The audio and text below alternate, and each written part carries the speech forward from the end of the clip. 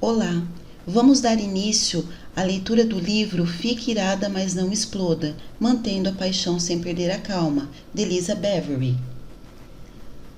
Para todos os que já feriram aqueles que amam e queriam não ter feito isso, uma promessa de esperança e de recomeço. As muitas mulheres cujos corações foram tocados por este livro. Obrigada. Algumas declarações de quem lerá um livro. Eu nunca havia lido um livro que tivesse falado comigo de forma tão clara e pessoal. Lutei toda a minha vida contra a ira e já passei por aconselhamento para me ajudar a perdoar os outros por mágoas do passado, mas nunca tive ninguém para me explicar sobre isso da maneira que você fez. Uau! Você com certeza sabe como envolver essa mensagem em verdade, transparência e amor. Eu pude sentir a presença de Deus enquanto li esse livro. Eu me sinto como a mulher do poço. É como se Deus estivesse falando diretamente comigo através do seu livro. Devo dizer que esse livro é inacreditável. Eu finalmente vejo que há esperança para mim depois de uma infância marcada por abuso e abandono. Obrigada por ser tão transparente.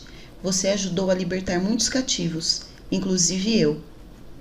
Depois de ler e aplicar esse livro à minha vida, posso dizer que sou uma pessoa diferente. Isso afetou minha vida mais do que eu jamais esperava. Agora eu já perdoei todos os que me ofenderam. Grande é a cura que está ocorrendo. Muito obrigada por se abrir e compartilhar a sua vida. Vamos começar?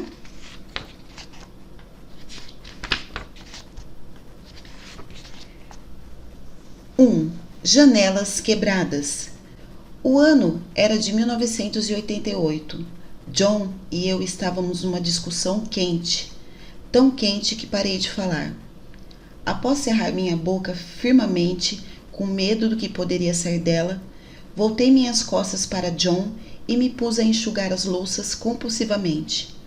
Eu podia sentir minha temperatura aumentando enquanto minha respiração ficava mais profunda e evidente, até que ficou parecida com a que tive durante o meu trabalho de parto.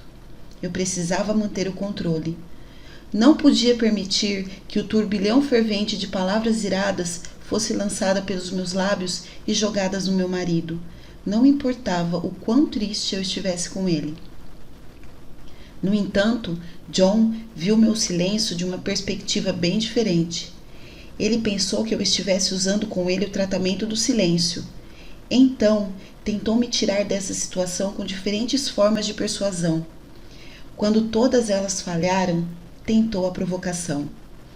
De repente, funcionou. Olhei para o prato que estava em minhas mãos. Era um prato de salada inquebrável. Como que em câmera lenta, eu o girei como um profissional de jogar coisas em briga e o lancei. Olhei desiludida enquanto ele voava pelo ar, me perguntando como ele for parar lá e torcendo para que de alguma forma ele voltasse para mim. Ele voou propositadamente e diretamente para a cabeça do meu marido. John se esquivou para o lado, escapando do que parecia ser uma decapitação em potencial, e o prato subiu fazendo um arco no ar. Agora, bem atrás da mesa do café da manhã, onde John ficou parado em estado de choque, o prato continuou girando sem diminuir a velocidade até o fim da sala. Poderia estar ganhando velocidade? Eu me perguntava. Nem frisbol eu sabia jogar, e ainda assim, lá estava o prato navegando perfeitamente pelo ar, sem balançar. O som do vidro se quebrando me trouxe de volta à realidade. Olhei fixamente para a janela panorâmica, que agora era qualquer outra coisa menos isso.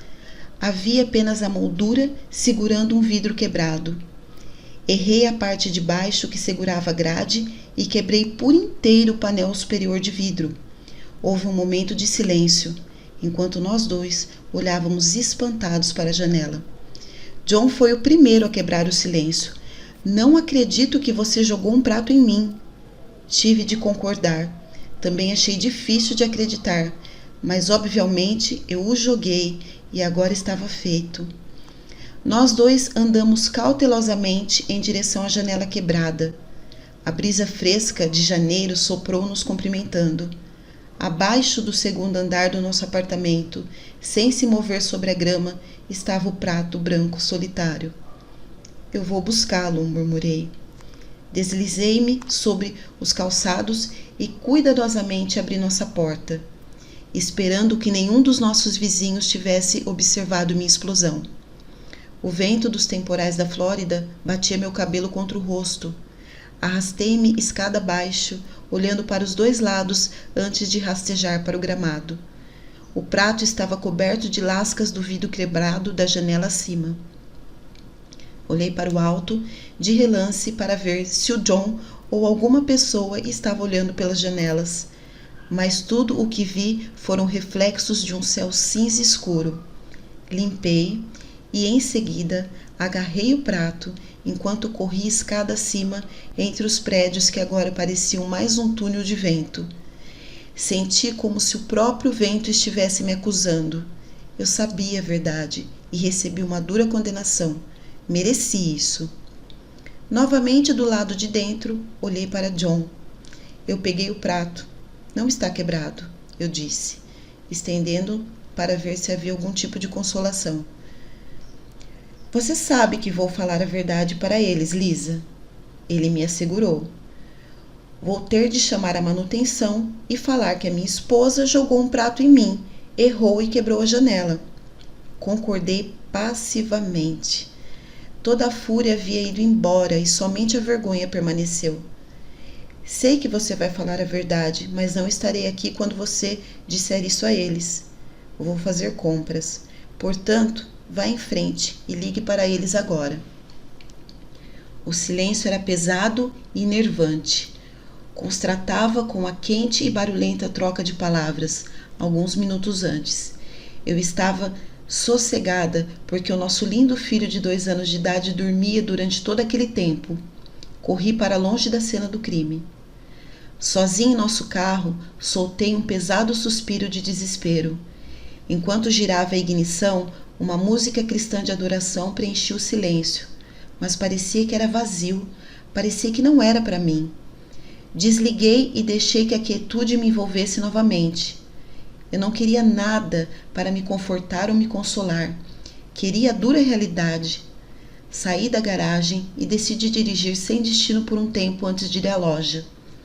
Não queria correr o risco de encontrar o rapaz da manutenção. O que será que ele pensaria? Aqui está a próxima Lisa Borden, a futura assassina da foice. Decidi acolher a vergonha e a culpa como uma forma de punição. Comecei a pensar nas piores consequências possíveis. Talvez a manchete do jornal fosse: esposa de jovem pastor enfurecida quebra a janela num condomínio de apartamentos na região.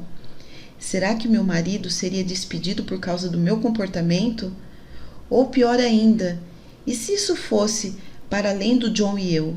E se a mídia aproveitasse a oportunidade para denunciar a população cristã em Orlando?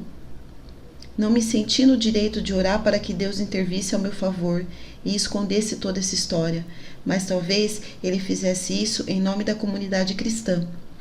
Então comecei a interceder em nome desta. Por favor, Deus, pelo amor à minha igreja, ao grupo jovem, ao meu marido e todos os cristãos em Orlando, faça algo. Nada é difícil para o Senhor. Eu sei que não mereço essa intervenção. Não faço por mim, faço por todos os outros. Eu pleiteava repetidamente. Eu estava honestamente horrorizada pelo fato de que as imagens da minha mente selvagem poderiam se tornar tristes realidades. Imaginei minha próxima caminhada pelos corredores da igreja. Eu quase podia ver os olhares desapontados e os dedos estendidos. Imaginei os cochichos de surpresa e os acenos do que já sabiam. Eu sempre soube que ela tinha problemas com raiva. O Espírito me mostrou. Mulheres afirmariam uma para as outras. Talvez eu tivesse de pedir perdão para toda a congregação. Porém, temia que minha vergonha continuasse. Como as minhas novas amigas me olhariam? Certamente se afastariam de mim? Imaginei os seus respectivos maridos na privacidade de seus quartos, avisando-as para que ficassem longe de mim. Afinal, a Bíblia nos adverte a não associarmos com o homem da ira. O que dirá uma mulher irada de um pastor? Lágrimas quentes marcavam o meu rosto agora. Parecia o carro que me compus antes de ir à loja. Parei o carro e me compus antes de ir à loja. Certamente não havia escapatória para o que eu fizera. Meu marido não mentiria e eu não queria que ele fizesse isso. Talvez não saísse na capa do jornal de Orlando, mas algumas consequências seriam inevitáveis. Resignei-me e aceitei que, de um jeito ou de outro, eu merecia algum sofrimento. Apenas esperava poder me recuperar disso quando tudo estivesse acabado. Foi difícil fazer compras. Fiquei vagando pelo mercado, tentando me lembrar do que precisávamos. Nosso orçamento para a comida era muito apertado. Eu não podia comprar um alimento que já tivesse ou que não precisássemos. Nessa hora, desejei ter feito uma lista de compras. Sentia como se a minha cabeça estivesse no meio de um nevoeiro.